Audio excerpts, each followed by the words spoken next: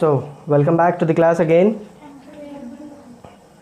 I guess everything would be fine and would be doing well and good, I guess.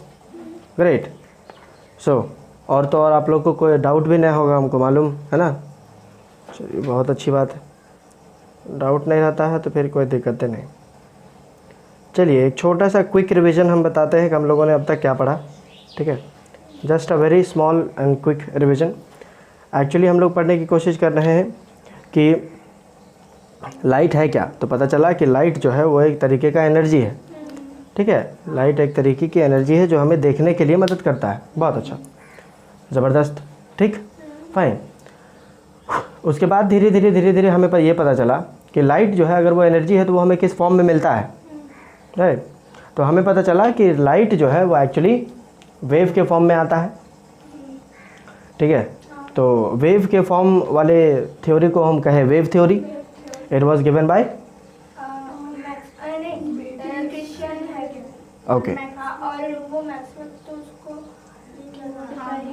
Ji, and it was modified by Maxwell.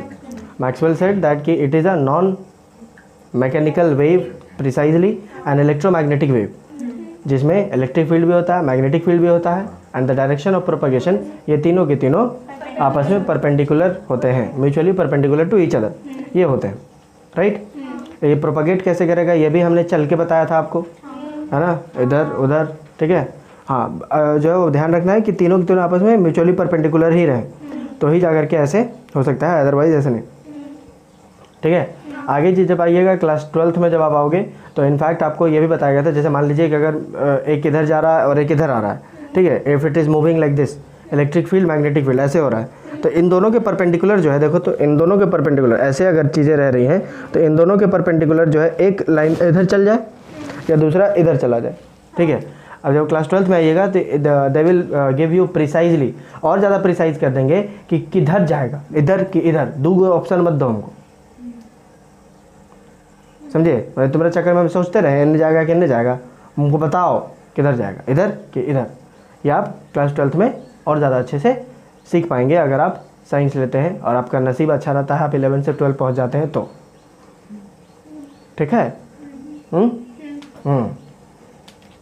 चलिए कोई बात नहीं, बहुत बेहतरीन. सो wave theory of light ये था. उसके बाद फिर आइंस्टाइन द्वारा बताया गया ना ना ना ना ना ना, वेव थ्योरी नहीं बल्कि लाइट इज़ अ पार्टिकल. ठीक है, फिर बाद में बहुत ही घमासान युद्ध हुआ. ठीक है, और युद्ध में जो है वो दोनों मैच टाई हो गया. बोला ठीक है यार हटाओ, तुम्हारा भी ले लेते हैं, हम अपना भी रख लेते हैं. बिकॉज कि there were certain properties of light which were being proved by particle nature, and there were certain properties of light which were being proved by taking it to be a wave. Meaning to say that कि चल जा हट, दोनों मान लेते हैं, तुम्हारा भी मेरा भी. That's why we came to know that कि light has got dual nature. Light has got dual nature, that is wave nature also and particle nature also. Clear? उसके बाद कुछ कैरेक्टरिस्टिक प्रॉपर्टीज ऑफ लाइट हमने आपको बताया precisely कि इतने सारे होते हैं, जितने बताया 5 नंबर का ज़्यादा आएगा, याद कर लेना. वैसे हम तुमको बता दें कि जो है आएगा नहीं. They will not ask you so silly and simple questions.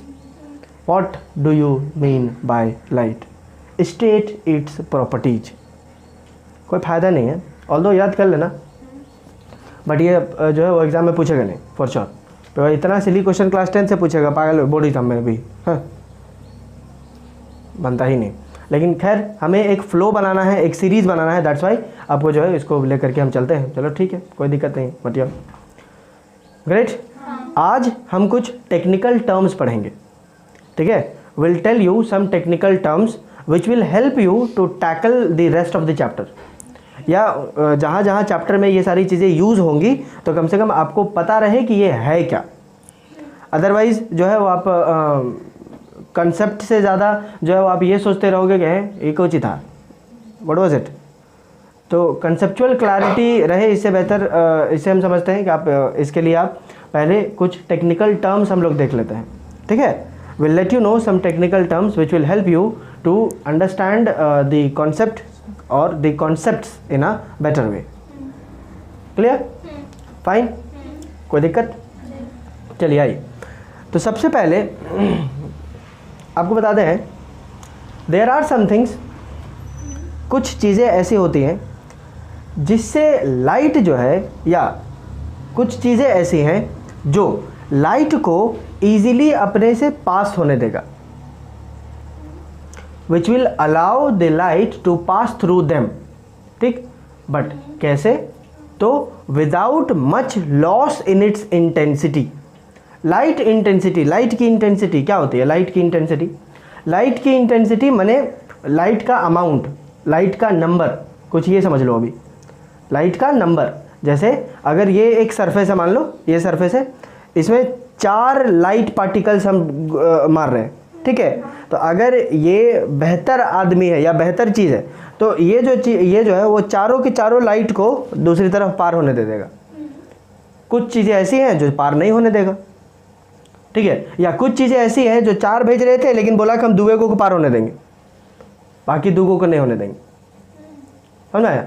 तो इस ये वाला केस जिसमें 4 भेजे थे लेकिन पार हो पाया केवल 2, तो इससे क्या हुआ कि इसका नंबर घट गया, मतलब इसकी इंटेंसिटी घट गई, ये कहने का मतलब, समझे कि नहीं?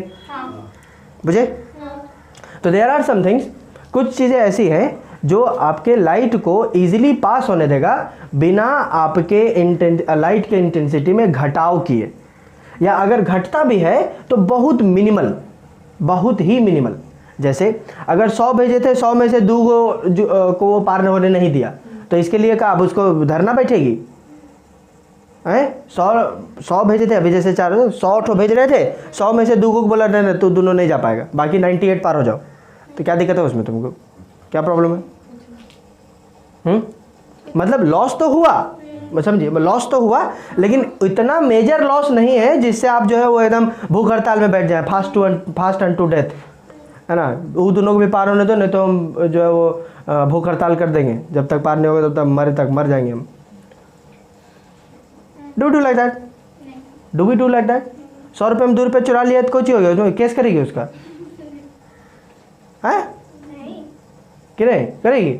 पुलिस वाला 10 रुपये बेच के दे के भेज देगा तेरे को, बोलो रे खुश रहो, जाओ जिंदगी में, ये सब FIR खाली मत करो, जब भागो। आदमी जीत, हमको वही 2 रुपया चाहिए।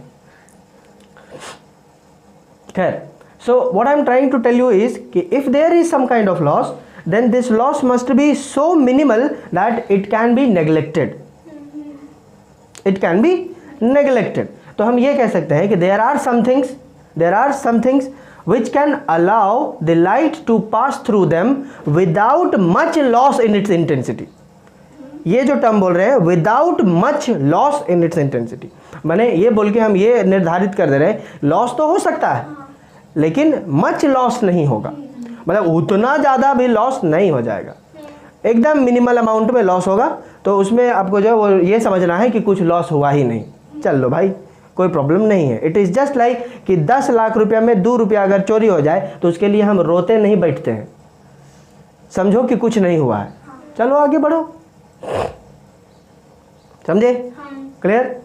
तो some mediums, yes there are some objects which allow the light to pass through them without much loss in its intensity, ठीक है। कुछ मीडियम ऐसे हैं या कुछ सब्सटेंसेस या कुछ मटेरियल्स ऐसे हैं धरती में जो आपके लाइट को पास होने देंगे इजीली, और जब पास होगा तो उसमें से लाइट की इंटेंसिटी को वो बहुत ज़्यादा अमाउंट में नहीं घटाएंगे, घटता भी है तो बहुत कम, समझ रहे हो? ऐसे मीडियम को या ऐसे सब्सटेंसेस को जो इस धरती में मौजूद हैं, वैसे मीडियम्स को हम कहते हैं ऑप्टिकल मीडियम। क्या कहते हैं? Optical medium. क्लियर? ये रहा आपका टेक्निकल टर्म्स का नंबर 1 टर्म।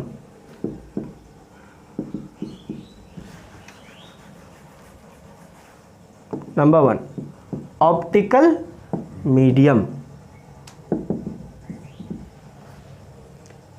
समझ गए? द सब्सटेंसेस और द मीडियम और the materials which allow the light to pass through them without much loss in its intensity. ठीक, समझ आया? की पॉइंट्स हम लिख दे रहे हैं, आप स्टेटमेंट फॉर्म कर लीजिएगा, ठीक है? सब्सटेंसेस और materials which allow light to pass through them without much loss in its intensity. Such mediums are known as optical medium. Clear? Clarity है? कोई दिक्कत? Optical medium. Fine? Okay, great. अब optical mediums के कुछ characteristics या optical medium के कुछ types, ठीक। आइए, there are some optical mediums, ध्यान से सुनते जाओ, अब जो है वो थोड़े से और technical घुसेंगे।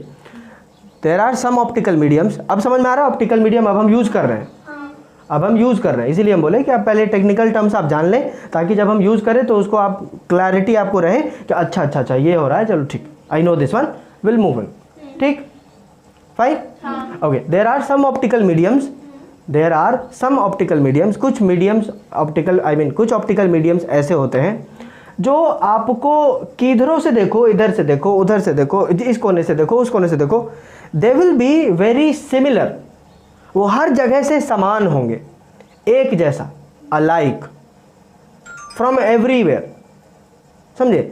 Such optical mediums are known as homogeneous medium. नहीं समझ में आ रहा? चलिए एग्जाम्पल देते हैं, पट से समझ में आ जाएगा। Let us take the example of a glass और वाटर। अब वाटर ले लीजिए, आप उसको ही कोना से देखो तब वो सब देने वाटर दिखेगा, और उसकी जो ना ही डेंसिटी बदलेगी ना ही कुछ और, इनमें से देखो तब भी आपको सब तरफ से वैसा ही सामान दिखेगा। माने वाटर को, एक गिलास पानी को किधरों से आप देखो तो आपको वैसा ही नज़र आएगा जिधर से आपको सब तरीके से आपको सेम ही नज़र आएगा। ऐसा नहीं होगा कि इनमें से जो है दो गिलास दिखे लगेगा, इधर से 3 को देखो, ऐसा नहीं होगा। या पानी में किसी तरीके का चेंज या आपको बदलाव देखने को नहीं मिलेगा, आप चाहे किधर से भी आप देख लो, 360 डिग्री एंगल लगा के देख लो, हमको कोई फर्क नहीं पड़ रहा। उसी प्रकार से आप एक शीशा ले लीजिए, एक शीशा को किधरों से देखो, हाँ, take a glass and visualise it और सी इट फ्रॉम एनीवेयर और any part of whatever wherever you can. क्या उसका प्रॉपर्टीज या फिर कहीं पर भी आपको बदलाव नजर आएगा ग्लास में, शीशा में? नहीं। सच मीडियम्स और such optical mediums are known as homogeneous medium.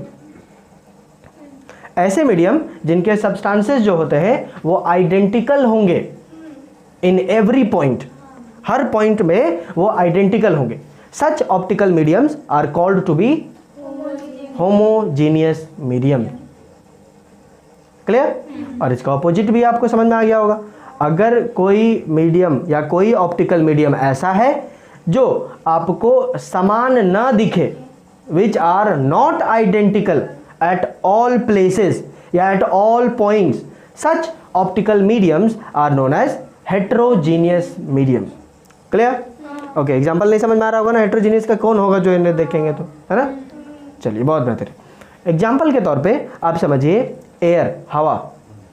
ये देखो, ये है हवा का लेयर, ठीक। आप यहाँ से देखिएगा तो एयर यहाँ तक आपको मोटा लगेगा, फिर जैसे जैसे हाइट आप चढ़ाते जाइएगा ना, एयर डेंसिटी घटती जाएगी। एयर की डेंसिटी ऊपर जाइएगा तो घटता जाएगा, तब भी तो एक समय आएगा कि हवा पूरा गायब हो जाता है। तो आइडेंटिकल कैसे हुआ फिर? अगर ऊपर जाने से एयर डेंसिटी घट जाए, माने कम हो रही है, घट रही है यार, इट इज़ चेंजिंग। वही आप पानी देखे थे तो आप इधर से देखो, इधर से देखो, क्या उसकी डेंसिटी घट बढ़ रही थी? नहीं। लेकिन एयर डेंसिटी घट बढ़ जाएगा, समझे? तो एयर भी एक अच्छा ऑप्टिकल मीडियम है। बोलो सही बात है कि नहीं? एयर भी अच्छा ऑप्टिकल मीडियम है रे, तबे तो सब तरफ हवा है, उसके बाद भी लाइट जल रहा है, सूझ रहा है ना हम लोगों को, तो अच्छा ऑप्टिकल मीडियम हुआ ना वो। वही तो कह रहे हैं, it is a good optical medium. But आप जैसे जैसे ऊपर जाओगे वैसे वैसे इसकी डेंसिटी घट जाएगी, डेंसिटी विल डिक्रीज। तभी तो ऊपर जाने वाले लोग जो है ऑक्सीजन सिलेंडर लेके जाते हैं, जो माउंटेनियर जो चढ़ते हैं ऊपर ढेर लंबा लंबा पहाड़ हुआ, ऊंचा ऊंचा पहाड़, या जो स्पेस में जाते हैं वो भी अपना लेकर जाते हैं। क्या है, ऊपर में हवा नहीं है, हवा नहीं है मतलब अचानक से घट गया? नहीं, घटते घटते घटा है। अचानक से कैसे होगा? ऊपर जाएंगे ले पूरा ब्लॉक हो गया, नल का बंद कर दिए, वैसे नहीं, धीरे धीरे घटते घटते घट गया है, डेंसिटी घटती गई है। अब ऊपर जाइएगा तो एयर डेंसिटी घट जाएगी। मतलब कि ये जो एयर जो मीडियम है, एयर जो मीडियम है while going up is not remaining identical at all places, समझे, that's why it is considered to be as a heterogeneous medium. Clear. Number 2 homogeneous medium कर लेंगे। Number 3 heterogeneous medium. ये तीन को define कर लो, उसके बाद आगे बताएंगे, नहीं तो भौं हो जाओगे।